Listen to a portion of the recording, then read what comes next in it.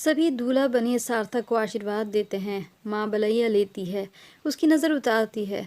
अब तिलक की बारी आती है तो कोई कहता है पहला तिलक मामा करेंगे, कोई कहता है पहला तिलक माँ करेगी।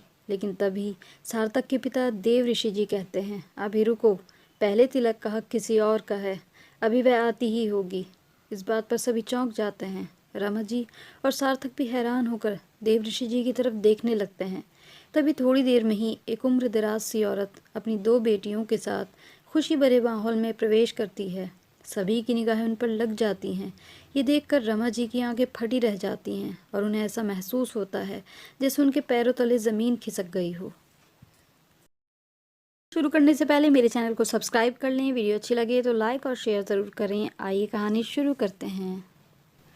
यह आप किस कर्ज़ की बात कर रहे हो जी, जो आप नहीं उतार सकते? आप तो अपने आप में इतने काबिल हो, फिर क्यों बार बार ऐसा कहते हो कि मैं उसका कर्ज़ ज़िंदगी भर नहीं उतार सकता? ऊपर वाले ने आपको हीरे सा बेटा दिया है, सारे सुख आपको दिए हैं, फिर भी न जाने क्यों कभी कभी आप इस तरह अपने में खोए खोए से रहते हैं, जैसे किसी की तलाश में हैं, जैसे आपकी आंखों को किसी का इंतज़ार है।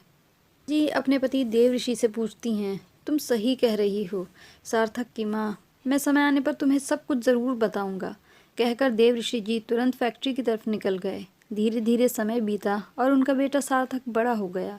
घर में शादी की तैयारियां शुरू होती हैं। सब तरफ खुशियां ही खुशियां हैं। मंगल गीत गाए जा रहे हैं। दूल्हा को हल्दी लगाई जा रही है।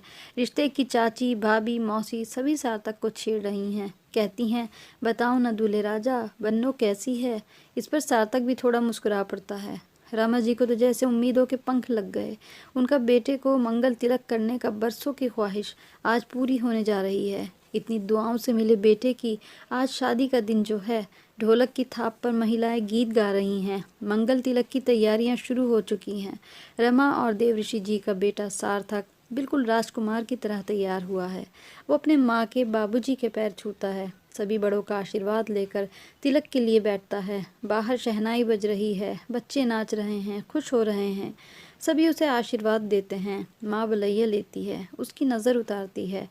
अब तिलक की बारी आती है तो कोई कहता है पहला तिलक मामा करेंगे, कोई कहता है पहला तिलक माँ करेगी।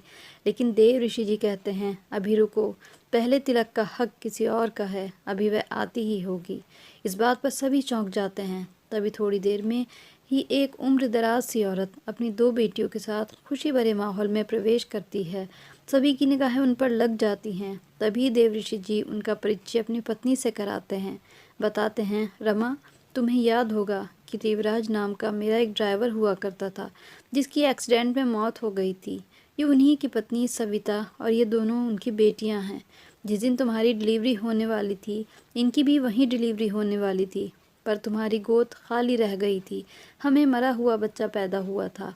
डॉक्टर ने भी साफ कहा था कि तुम ये सदमा बर्दाश्त नहीं कर सकती, आगे कभी माँ भी नहीं बन पाओगी। जब ये बात सविता जी को पता चली तो उन्होंने मुझसे कहा कि वो अपना बेटा तुम्हारी गोद में देना चाहती हैं। ऊपर वाले की रहमत से उनके पास दो दो बेटियां हैं, जिनके सहारे उनकी उम्र कट जाएगी।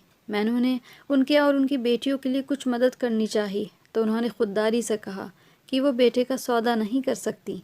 बस उनका इतना ही अरमान है कि बेटे की शादी के वक्त वो ज़रूर आएँ और उसे अपना आशीर्वाद दें। इतना कहकर और अपना बेटा तुम्हें सौंपकर वो तभी गांव से निकल गई थी। आज मैं उन्हें उनका हक देना चाहता हूँ, उनका ये अरमान पूरा करना चाहता हूँ, जिसने अपने जीवन भर की पूंजी यूं ही हमारी गोद में डाल दी, हमारा घर रोशन कर दिया, खुद अंधेरों में जीती रहीं। तो कहो न रमा, क्या तुम इनका ये अरमान पूरा करोगी? क्या बेटे के पहले तिलक पर इनको इनका हक दोगी? कुछ पलों के लिए तो रमा जी अपने आप को संभाल ही न पाईं, न समझ पाईं कि वह क्या सुन रही हैं। क्या सार्थक उनकी अपनी औलाद नहीं है? पर देव ऋषि जी ने उन्हें प्यार से समझाते हुए कहा, भले ही तुम सार्थक को पैदा ना किया हो, पर पाला तो तुमने ही है। ये तो सार्थक की खुशनसीबी है कि उसे दो दो माएँ होने का सौभाग्य मिला। क्या हुआ जो तुमने उसको पैदा नहीं किया? कोई फ़र्क नहीं पड़ता। रमा जी की आंखों से आंसू बह निकले।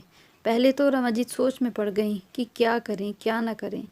फिर वक्त की नज़ाकत देखकर रमा जी ने खुद को समझाते हुए मुस्कुराकर बड़े अपनेपन से खुद आगे बढ़कर सविता से सार्थक को पहला मंगल तिलक करने को बोला। इस पर सविता ने कहा कि हम दोनों ही इसकी माँ हैं, हम दोनों ही साथ साथ अपने बेटे का मंगल तिलक करते हैं। आज देवर्षि जी भी बहुत खुश नज़र आ रहे थे। उनके सीने से एक बहुत बड़ा बोझ उतर चुका था। वो अपना कर्ज कुछ हद तक अदा कर चुके थे। तो दोस्तों, ये थी हमारी आज की कहानी। कहानी कैसी लगी कमेंट बॉक्स में बताइएगा ज़रूर। ऐसी ही अच्छी अच्छी कहानियों के साथ मिलते हैं। तब तक के लिए इजाज़त दीजिए। Thanks for watching.